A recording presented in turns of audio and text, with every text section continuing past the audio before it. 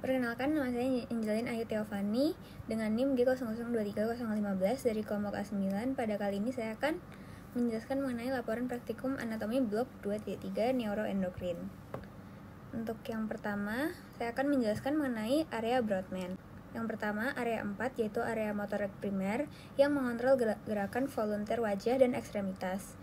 Area motorik primer ini berkaitan dengan traktus piramidalis. Jika terdapat lesi, namanya paresis.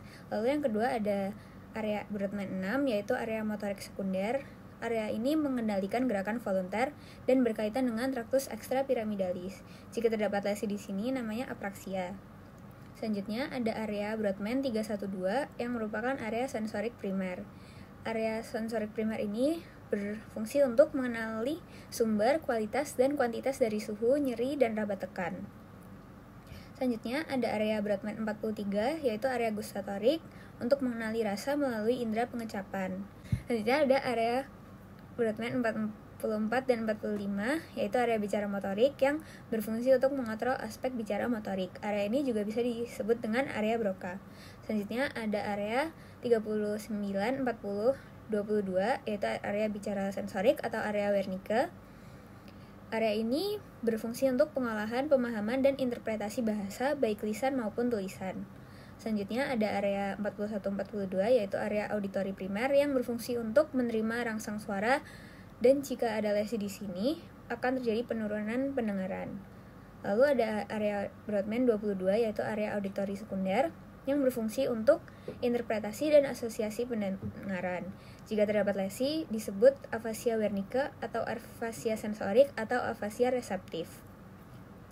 Selanjutnya ada area 17 atau area visual primer yang memiliki kemampuan menerima rangsang cahaya, yaitu untuk melihat, dan jika ada lesi, dapat muncul hemianopsia homonim kolateral. Lalu ada area Brodmann 18-19 yang merupakan area visual sekunder, yang berfungsi untuk persepsi visual kompleks seperti warna, gerak, arah objek, dan jika terdapat lesi, dapat muncul buta warna atau agnosia visual. Selanjutnya saya akan menjelaskan mengenai traktus piramidalis. Traktus piramidalis merupakan kumpulan serabut saraf yang mengatur gerakan volunteer otot rangka. Traktus piramidalis ini merupakan jaras dari area motorik primer dan sekunder yang berjalan menuju medula spinalis dan berakhir di kornu anterior medula spinalis atau eferen. Saat melewati decussatio piramidalis, terdapat serabut yang menyilang ke arah kontralateral, yaitu traktus corticospinalis lateralis, dan yang tidak menyilang disebut traktus corticospinalis anterior.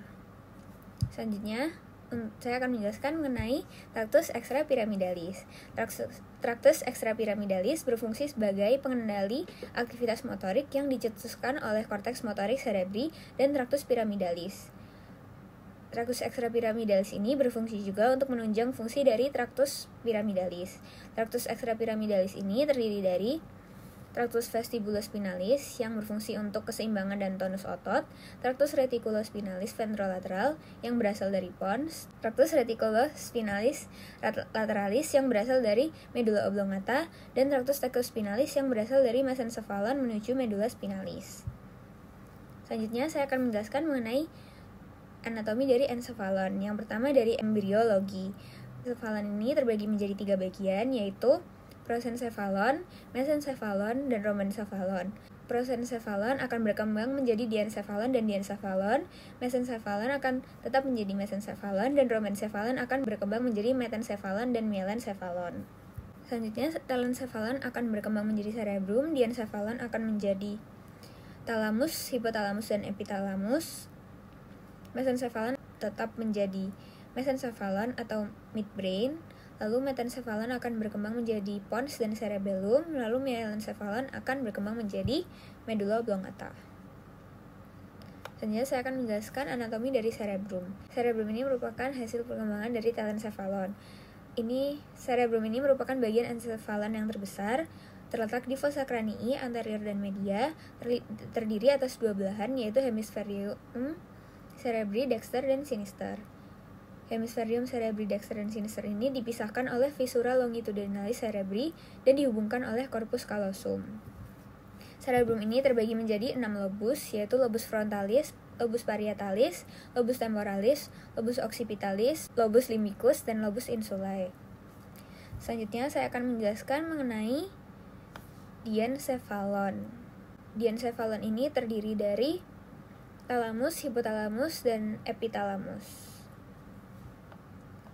Lalu selanjutnya saya akan menjelaskan mengenai mesencephalon. Mesencephalon ini terdiri dari pedunculus cerebri yang akan dibagi oleh substantia nigra menjadi crus cerebri pada pars anterior dan tegmentum pada pars posteriornya.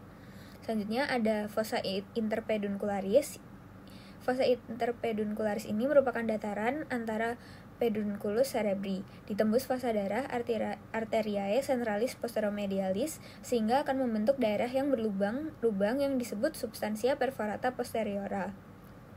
Fossa interpeduncularis ini merupakan tempat keluar dari nervus 3 yang akan membentuk alur yang disebut sulcus nervi oculomotori. Lalu selanjutnya ada aqueductus mesencephalic yang menghubungkan ventriculus tertius dengan ventriculus quadratus.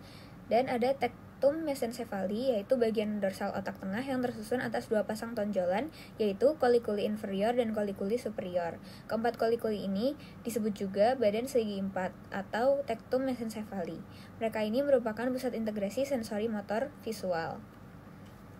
Selanjutnya saya akan membahas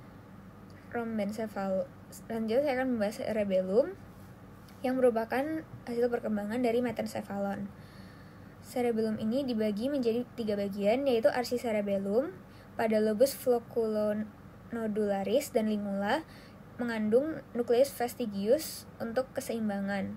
Lalu paleocerebellum pada lobus anterior yang mengandung nucleus emboliformis et nucleus globosus untuk tonus otot. Lalu selanjutnya yang terakhir ada neocerebellum pada lobus posterior yang mengandung nucleus dentatus untuk kemampuan gerakan terampil dan berkoordinasi dengan cerebrum. Selanjutnya saya akan membahas mengenai pons. Pons ini terbagi menjadi pars basilaris pada ventral dan pars tegmentalis pada bagian dorsal. Pons ini merupakan tempat keluar dari nervus cranialis 5, 6, 7, dan 8. Selanjutnya saya akan membahas mengenai medulla oblongata. Medulla oblongata ini dibagi menjadi aspek interna dan eksterna. Aspek eksternanya dibagi menjadi ventral dan dorsal. Pada ventralnya terdapat piramis atau penonjolan karena pendesakan dari tractus piramis. Lalu ada oliva, yaitu penonjolan karena pendesakan dari nucleus olivarius yang inferior. Ada juga sulcus ventrolateral yang dilewati oleh nucleus nervi vagus. Juga ada decusatio pyramidum yang merupakan tempat memisahnya tractus pyramidum. Lalu pada bagian dorsalnya terdapat pusat vasomotor cardiorespi, yaitu trigonum nervus vagi dan trigonum nervus hypoglossy. Terdapat fasciculus cuneatus yang mengatur somatomotorik ekstremitas atas dan fasciculus gracilis yang mengatur somatomotorik ekstremitas bawah. Pada aspek internanya, terdapat kompleks nuklear olivarius, nukleus ambiguus motorik, nukleus tractus solitarius sensorik, nukleus dorsalis nervus vagus, dan nukleus nervus hypoglossus. Selanjutnya saya akan membahas mengenai anatomi medulla spinalis. Pada medulla spinalis terdapat pembesaran, yaitu intumesentia cervicalis, yaitu pembesaran pada C3 sampai T2 dengan pembesaran klimaksnya di C6, dan intumesentia lumbales dari T10 sampai L2 dengan pembesaran klimaks di T12. Terdapat juga conus medullaris yang merupakan ujung inferior dari medulla spinalis yang membentuk kerucut, dan cauda equina, yaitu struktur buntut pada radius lumbales et sacralis. Struktur eksterna dari medulla spinalis ini, yang pertama ada visura mediana anterior, sulcus mediana posterior, sulcus anterolateralis yang merupakan tempat keluarnya radix anterior, dan sulcus posterolateralis yang merupakan tempat keluarnya radix posterior. Untuk struktur internanya, terdapat substansia alba yang berwarna putih karena isinya adalah serabut saraf yang terselubung mielin. Substansia alba akan dibagi menjadi 3 bagian, yaitu funiculus anterior, funiculus lateral, dan funiculus posterior. Lalu selanjutnya ada substansia grisea yang berwarna abu-abu karena didominasi oleh badan sel saraf. Di tengahnya terdapat canalis centralis yang nantinya akan terisi LCS hingga ke ventriculus terminal. Pada medulla spinalis terdapat plexus, yaitu yang pertama plexus cervicalis, plexus lumbosacralis, plexus lumbalis, plexus sacralis, dan plexus coccygeus. Selanjutnya saya akan membahas mengenai anatomi dari nervus kranial. Nomor nervus cranialis ini diurutkan berdasarkan urutan keluarnya. Nervus cranial 1 dan 2 keluar di encephalon, 3 sampai 12 keluar dari truncus cerebri. Lalu untuk tempat keluarnya yang lunak, yaitu yang pertama nervus 1 olfactorius keluar di bulbus olfactorius, nervus 2 opticus keluar di chiasma opticum, nervus 3 oculomotorius keluar di fossa interpeduncularis, nervus 4 trochlearis keluar di caudal colliculus inferior, nervus 5 trigeminus keluar di brachium pontis, nervus 6 abducens keluar di sulcus bulbopontinus, nervus 7 dan 8 keluar di angulus cerebellopontinus, nervus 9 sampai nervus 11 keluar di sulcus posterolaterales, dan nervus 12 hypoglossus keluar di sulcus anterolateralis.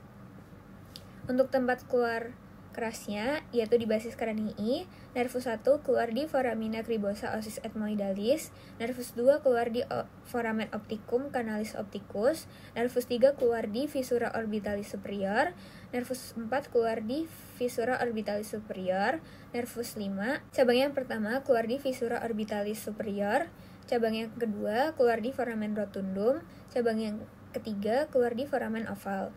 Untuk nervus 6 keluar di fissura orbitalis superior.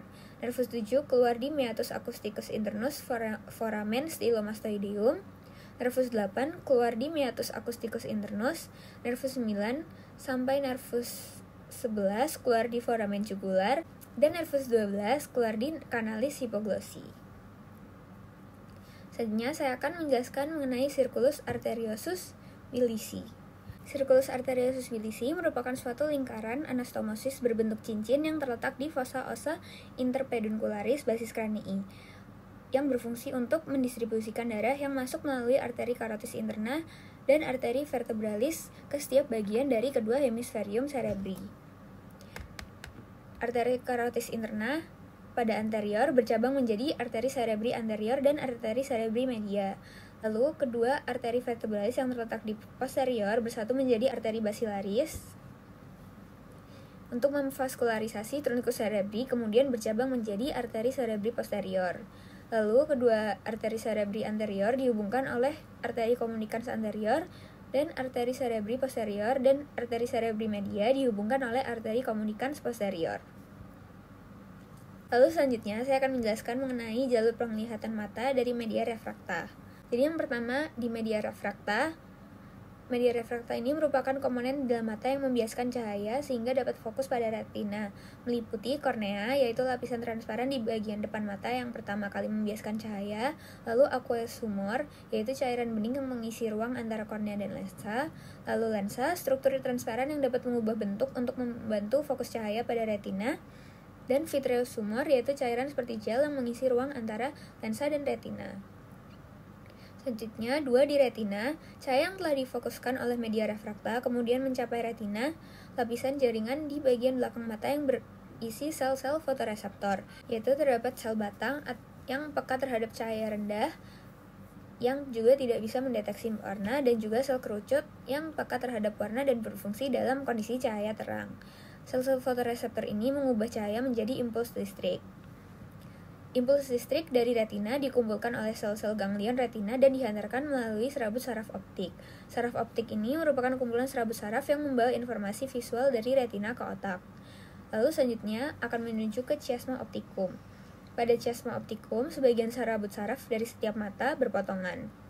Serabut dari sisi nasal atau bagian dalam retina menyeberang ke sisi berlawanan, sementara serabut dari sisi temporal bagian luar tetap di sisi yang sama.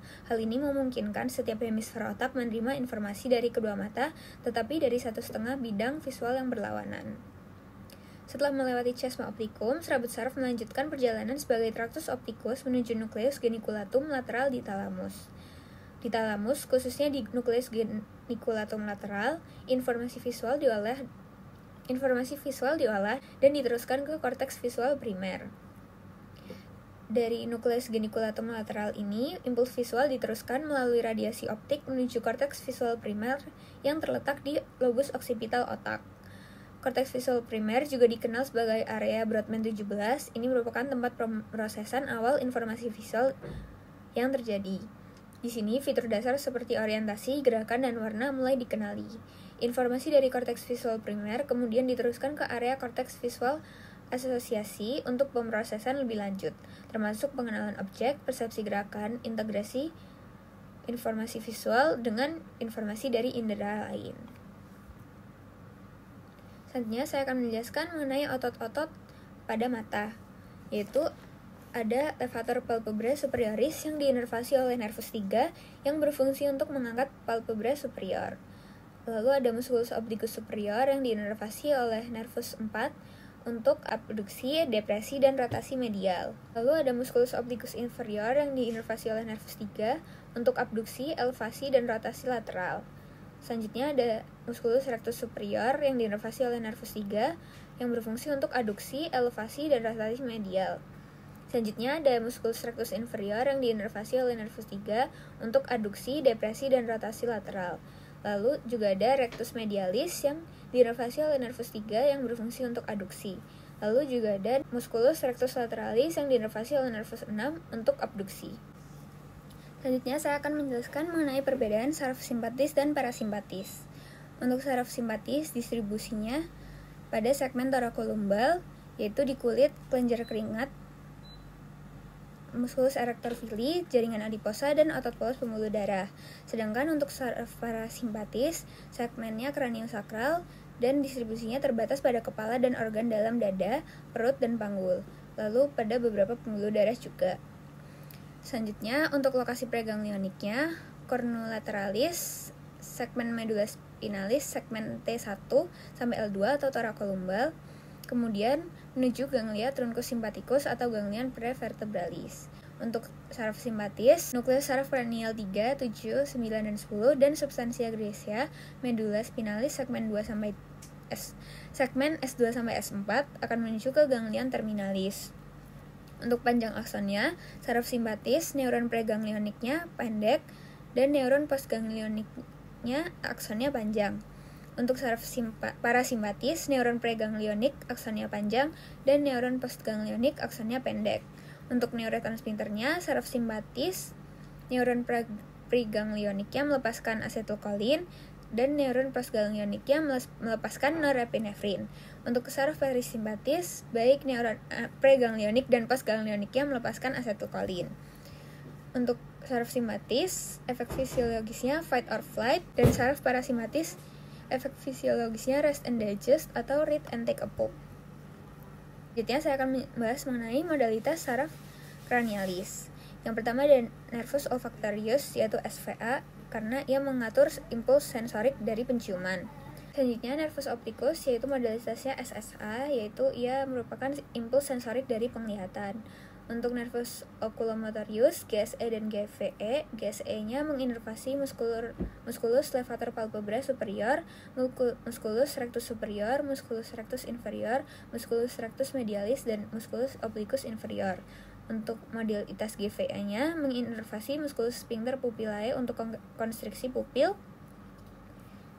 dan musculus ciliaris untuk daya akomodasi lensa agar pandangan tampak lebih dekat. Lalu untuk nervus 4, trochlearis, modalitasnya GSE, yaitu menginervasi musculus obliquus superior. Untuk nervus trigeminus, nervus 5, modalitasnya GSA dan SVE. GSA-nya inervasi sensorik dari 3 cabang nervus trigeminus pada situs facialis. Untuk SVA-nya menginervasi musculus temporalis, musculus masseter, musculus pterygoideus, medialis dan lateralis, musculus tensor tympani, musculus tensor veli palatini, dan musculus mylohyoideus. Untuk nervus 6 abducens, modalitasnya GSE, menginervasi musculus rectus lateralis. Nervus 7, modalitasnya GSA untuk inervasi sensorik dari meatus acousticus externus, SVA, pengecapan dari 2/3 lidah, GVE, inervasi glandula lacrimalis, glandula submandibularis, dan glandula subtingualis, serta membrana mukosa cavitas nasalis dan palatum mole.